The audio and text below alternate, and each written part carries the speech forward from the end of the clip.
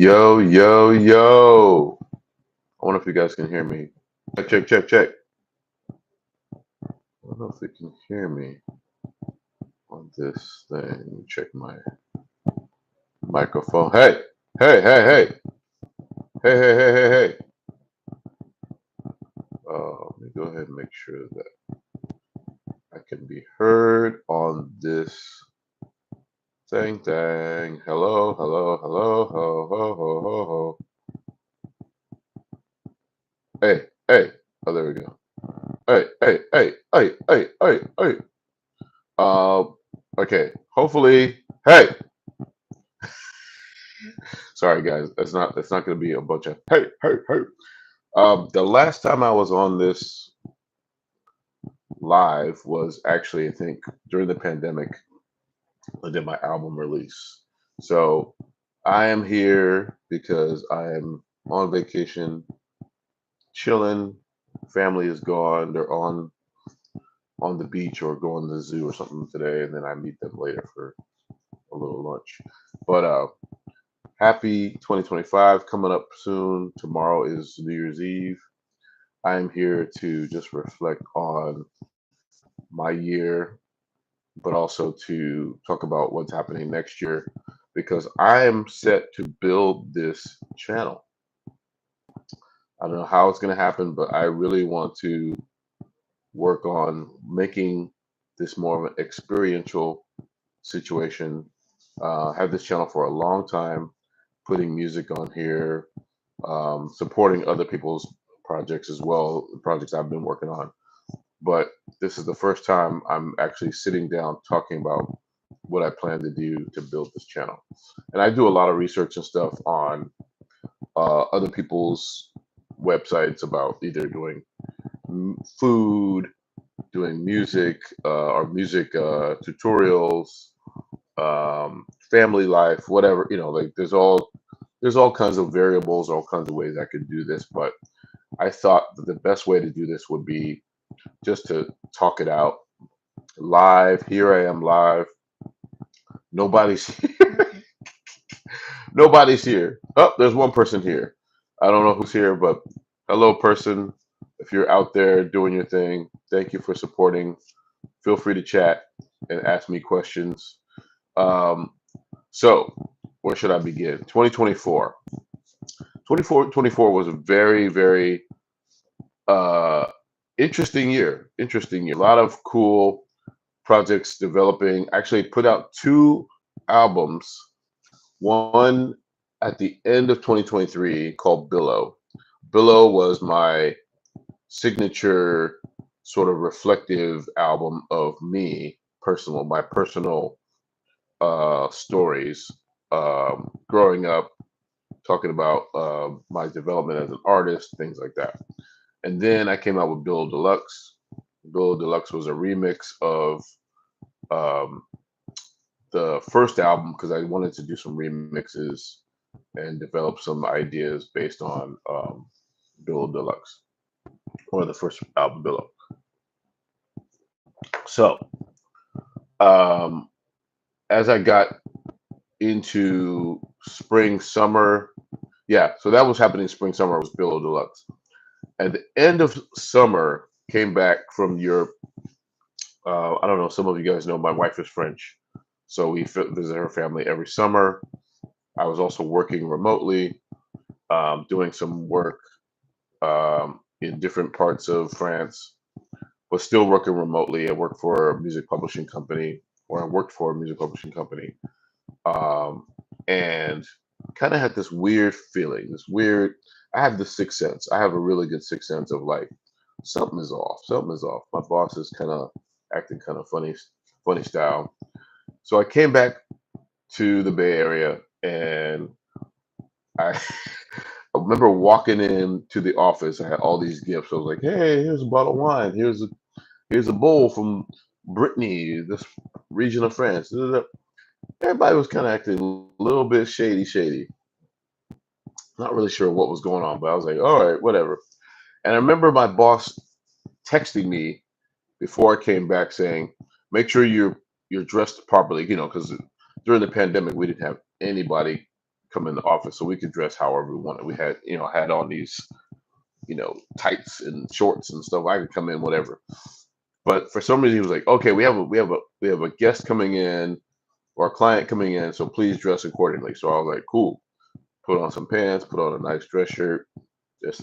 And I remember being in the office, sitting in office, feeling kind of like something's off. Client comes in. I'm sitting in the office.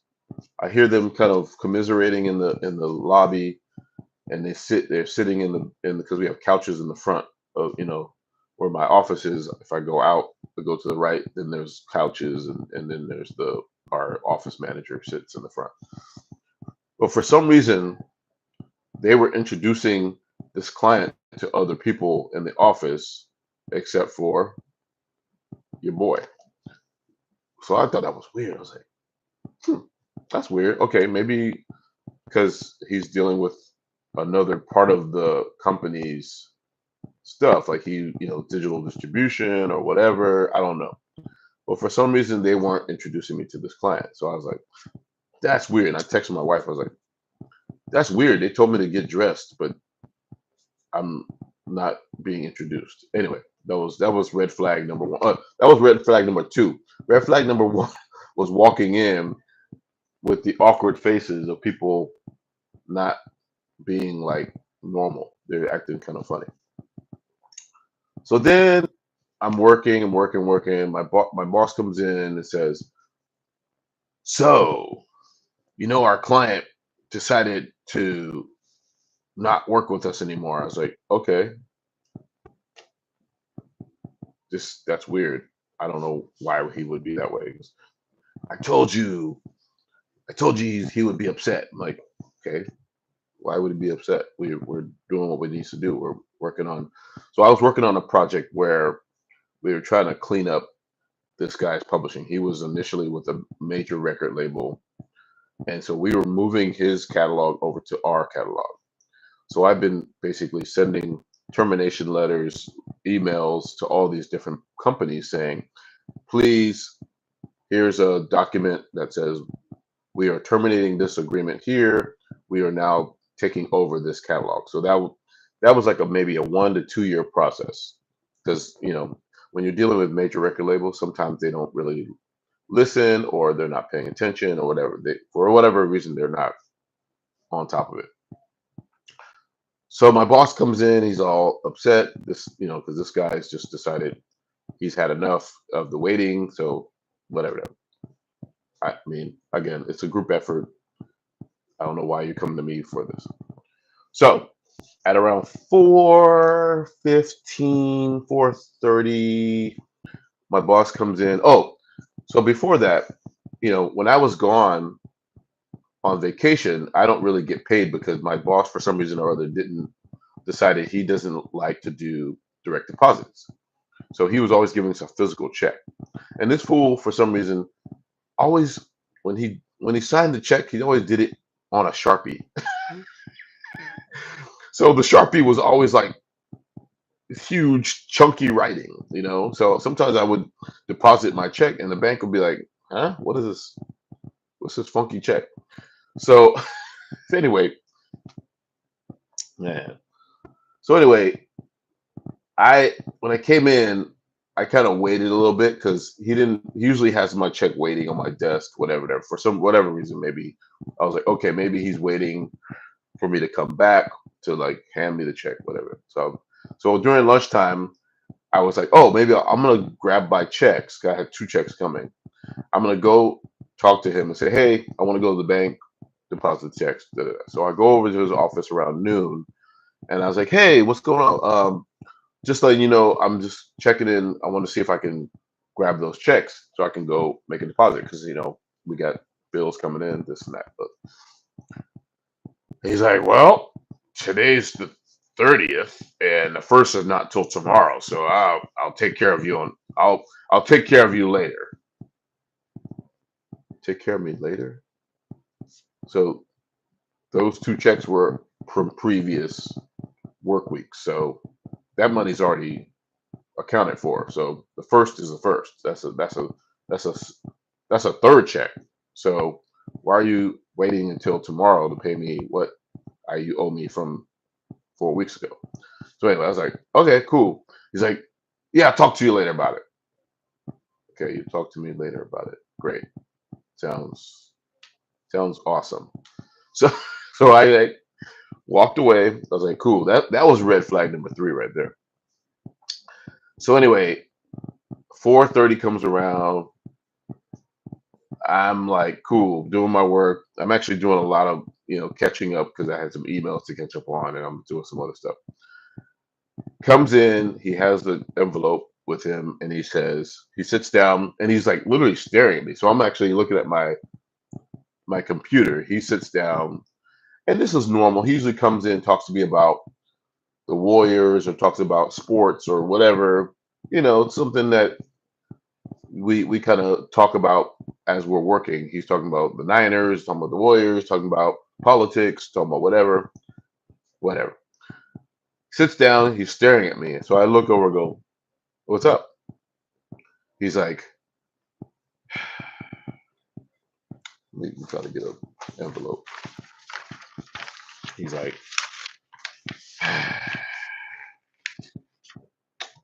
just not working out, Will. It's not working out. I'm gonna have to let you go. Here's your final check. All right. It's good knowing you. Thanks for hanging out. Cool. All right. I at that point I am so like completely combobulated, or what's the word? I'm all out of sorts because I have no idea what is happening right now. Just not working out. I've warned you. He said, I warned you. I'm like, warn me? What are you talking about? Warn me? Not working out. You warn me. And just so you know, during the summer, this dude, oh, well, and I've been there for 7 years. In previous years, he has gone into everyone's emails, like not just mine, but other people's emails. Like we have 4 other people that work in the office. He has a tendency to go into your email, check emails, respond as you are the person he's checking, and then sometimes he forgets to put it back as unread. So he actually reads your emails, leaves it open as read, responds to as he is you, and then walks away. But plenty of times he's actually went back and put it on read. But the point is that sometimes I'll find emails that I have not responded to that have been already read and not gone back. So my thing is like, how are you going into my emails, responding as me, and then leaving it unread or leaving it read? You know what I'm saying? Like that was kind of weird and funky that you were responding as me. As that's unethical. That's unethical. As a boss, you should not be going into my business emails and going back and forth with someone as me. That's wrong. That's stupid. So anyway, I've been going on for 7 years. So when I was away working remotely, I noticed that emails were being read, put into the trash, being forwarded to my coworker, my another coworker of mine, but then being put it in the trash and deleted. So that was to me kind of a weird red flag. And I said again to my wife, I was like, that's really bizarre. This is really, really bizarre. So that was the whole thing. So anyway, so when he said, oh, it's not working out, it's not working out, I kind of right there knew right away, this is not a good idea. This is whack. And I said to him, look, I have receipts. If you're saying I did something wrong, if you're warning me, all that stuff, I got the receipts. I got the emails. So I don't know what you're talking about. But I said, you know what? I put my hands up. It's not worth the fight. It really is not worth the fight. So I just packed all my pictures, my family stuff, anything I could do. I went onto the computer, make sure, my Apple ID wasn't in, that's the other thing. I only had 15 minutes to literally do all this stuff. Make sure my personal stuff wasn't on the computer because I don't want, anything getting confused with like, me having to deal with that later. And I could have done it remotely. I could have actually went in and just like did it as when I got home, but I was like, nah, let me take care of this now so I don't have any issues later. And oh, and I had the keys. I had the office keys, so I had to go back, get the office keys, mail them back to them, all that stuff. So it's definitely a little bit kind of like depressing and a shock.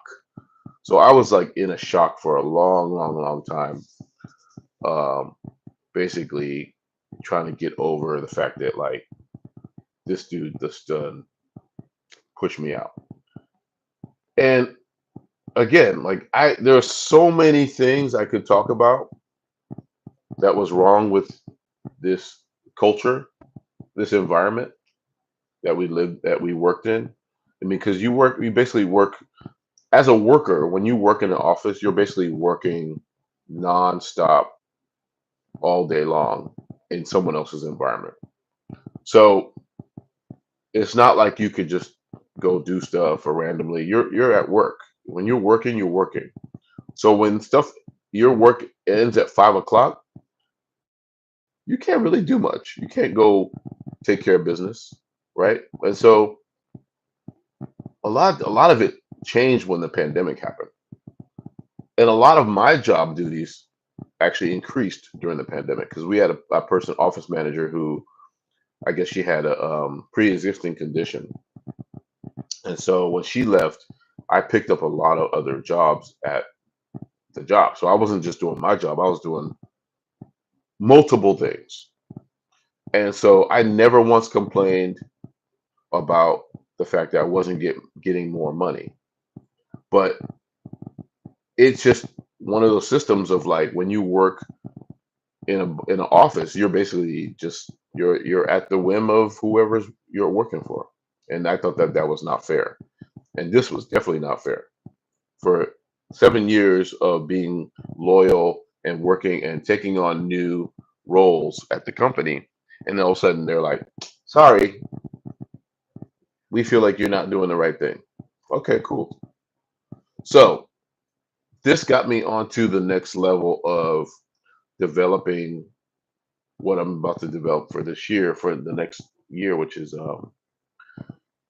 so during I think the early spring of 2024, I connected with a really good friend of mine whose kids were at the same school. My kids were at this French school in the Bay Area, and he had been working with these climate companies on developing sort of like music and videos for branding or marketing these companies to promote what they're doing as a company. And so I thought that was amazing. I was like, "Oh man, this is a great idea. Let's do this together." So we actually worked together on creating these amazing videos. If you go to my YouTube, you'll see some of these videos. One's called "I'm Your Heat Pump." The other one's "Our Love is Geothermal." And so that video that we made was while I was still working. But then um, in August, they wanted to kind of push it forward to so that we could actually work on creating a concert for this project in New York. So it was perfect at the time when I was in shock, just lost my job. This came handed to me on a silver platter, and I just want to say thank you to all the folks that were involved in helping develop this whole project.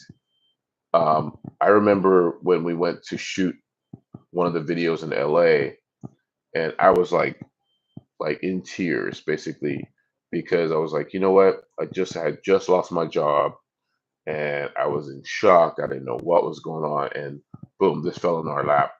And essentially, it was like sort of transformed my mindset of like what is really most important. And for me, since I've been an artist my whole life, what's important to me was just being like literally a working artist. And I've been a working artist for a long time. I just never really dove into it 100%. And so now this is sort of helping me bridge the gap of like, okay, you really need to focus on your art and what you need to do as an artist to like build that momentum. Um, and speaking of momentum, I actually got this book, Project 369, which is the key to the universe in terms of evolved consciousness, which is like kind of willing the power of manifestation. So basically, it's like once you make the decision, you will find all the people, resources, ideas you need every time. So it's like kind of like a journal slash like kind of manifestation thing. So you just ask for what you want. So I've asked the universe for many things. I've said, hey, I want to be able to like work with these people in this way, and boom, it's happened. Um, it's not so much specifically, oh, I want to make this much money or I want to do that and that, but it's about kind of like smart goals. Like here are the steps to getting to where your goal is. And I think that's amazing to be able to do that kind of outside thinking and for it to like really push the universe to where you need to go. And so the universe really did open up for me at the right time. And so I'm really grateful for my buddy Mike, who we are working on this project together called Eco Soul Entertainment.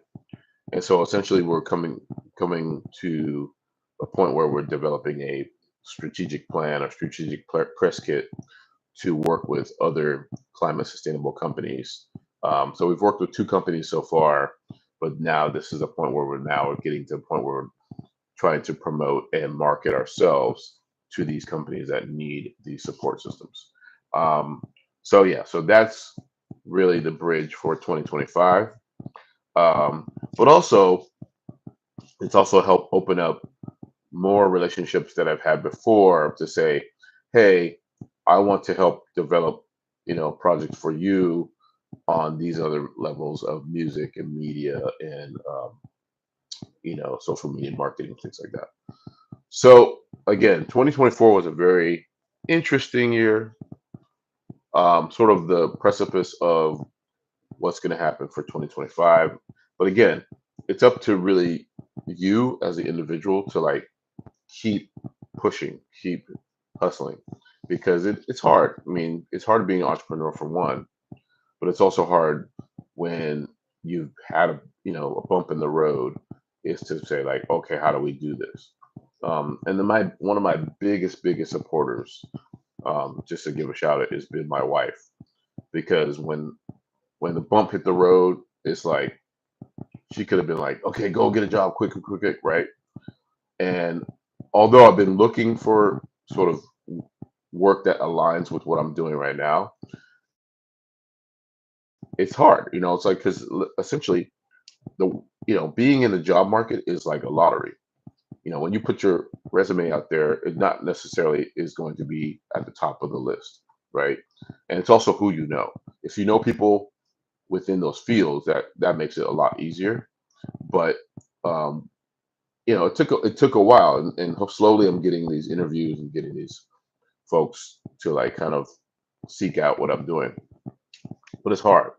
And so my wife was able to be like, okay, cool. I know you're doing the work. I know you're trying to earn and do stuff, but take your time. We're okay for now, but start ramping up. And so that's what I'm doing right now is getting this thing off the ground, hopefully. Um, for 2025, there's going to be a lot of really interesting things going to happen, especially with the upcoming administration and pushing back on, especially climate issues, climate goals. But hopefully, what we can do is be sort of the ambassadors of supporting what they're going to push back on. And as far as music, doing some projects, working on trying to get my publishing back after 30 years.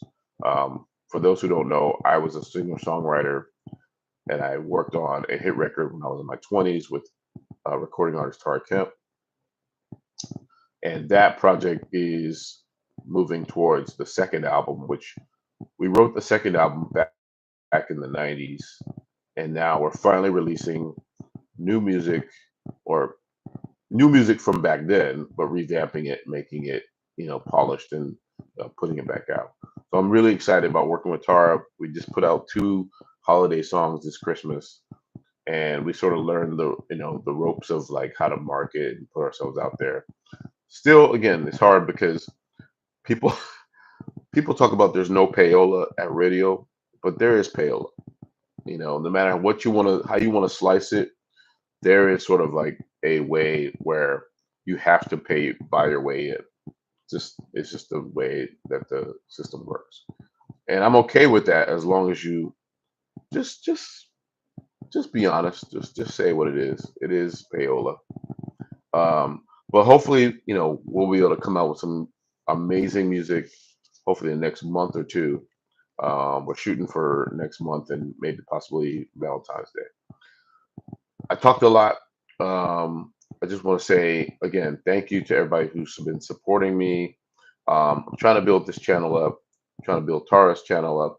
And so this is kind of my introduction to just saying, hey, what do we need to do to sort of get more subscribers, more people interested? I'm multi-talented. I cook, I sing, I do all kinds of amazing stuff. So what do you want to see on this channel? What's going to make this kind of pop?